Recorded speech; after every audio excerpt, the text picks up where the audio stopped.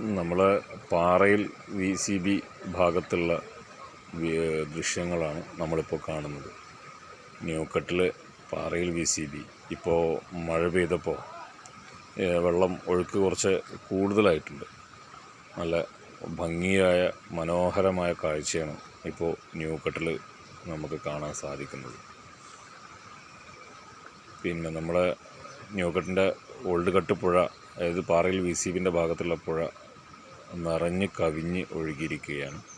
അതിൻ്റെ മാക്സിമം സ്ട്രെങ്ത്തിലാണ് ഇപ്പോൾ പുഴ ഒഴുകിക്കൊണ്ടിരിക്കുന്നത്.